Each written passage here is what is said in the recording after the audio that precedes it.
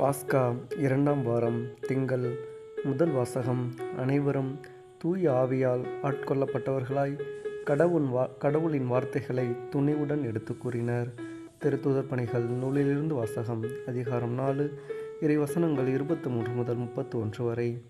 அந்நாட்களில் விடுதலை பெற்ற சீடர்கள் தங்களை சேர்ந்தவர்களிடம் வந்து தலைமை குருக்களும் மூப்பர்களும் தங்களுக்கு கூறிய யாவற்றையும் அறிவித்தார்கள்.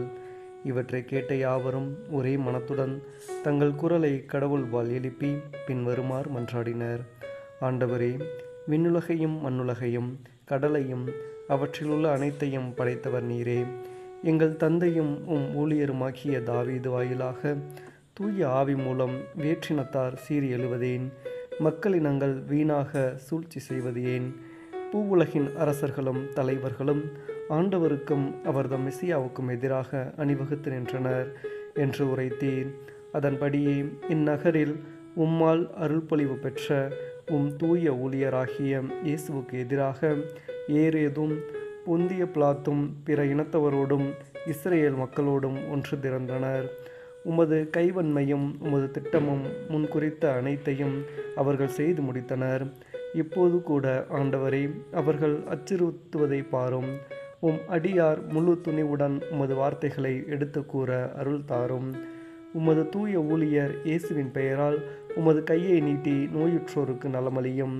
அடையாளங்களும் அருள் செயல்களும் நடைபெற செய்யும். இவ்வாறு மன்றாடியவுடன் அவர்கள் கூடியிருந்த இடம் அதிர்ந்தது.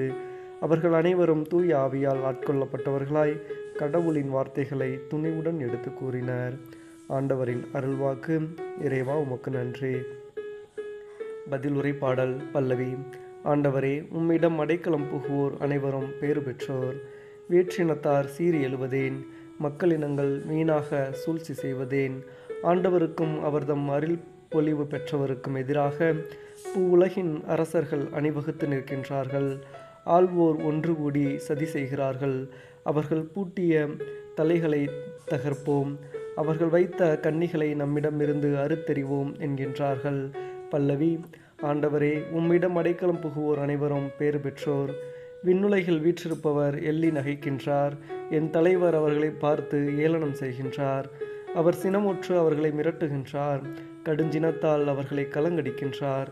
என் திருமலையாகிய சீயோனில் நானே என் அரசரை திருநிலைப்படுத்தினேன். பல்லவி.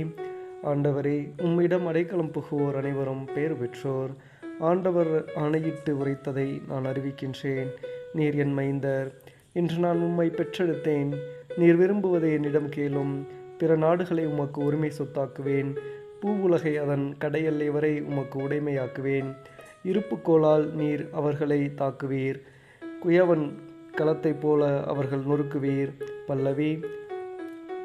ஆண்டவரே, உம்மிடம் அடைக்கலம் புகுவோர் அனைவரும் பேறு பெற்றோர். நற்செய்திக்கு முன் வாழ்த்தொலி. நீங்கள் கிறிஸ்துவோடு உயிர் பெற்று எழுந்தவர்களானால் மேலுலக சார்ந்தவற்றை நாடுங்கள். அங்கு கிறிஸ்து கடவுளின் வலப்பக்கத்தில் அமர்ந்திருக்கிறார். அல்லேலூயா. நற்செய்தி வாசகம். மறுபடியும் பிறந்தால் அன்றி எவரும் இறையாட்சியை காண இயலாது. யோவான் எழுதிய தூய நற்செய்தியிலிருந்து வாசகம்.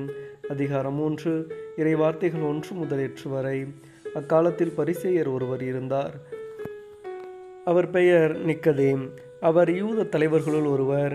அவர் ஒரு இரவில் இயேசுவிடம் வந்து, ரபி, நீர் கடவுளிடமிருந்து வந்த போதகர் என்பதை நாங்கள் அறிவோம்.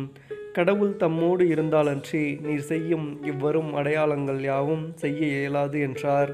இயேசு அவரை பார்த்து, மறுபடியும் பிறந்தாலன்றி எவரும் இறையாட்சியை காண இயலாது என மிக உறுதியாக உமக்கு சொல்கிறேன் என்றார்.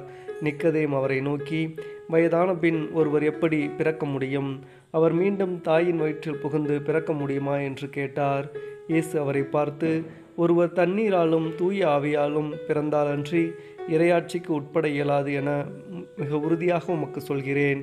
மனிதரால் பிறப்பவர் மனித இயல்பை உடையவர். தூய ஆவியால் பிறப்பவர் தூய ஆவியின் இயல்பை உடையவர். நீங்கள் மறுபடியும் பிறக்க வேண்டும் என்று நான் உமக்கு கூறியது பற்றி நீர் வியப்படைய வேண்டாம். காற்று விரும்பிய திசையில் வீசுகிறது. அதன் ஓசை உமக்கு கேட்கிறது. ஆனால் அது எங்கிருந்து வருகிறது எங்கு செல்கிறது என்றும் உமக்கு தெரியாது. தூய ஆவியால் பிறந்த அனைவருக்கும் இது பொருந்தும் என்றார். ஆண்டவரின் அருள்வாக்கு. கிறிஸ்துவே உமக்கு புகழ்.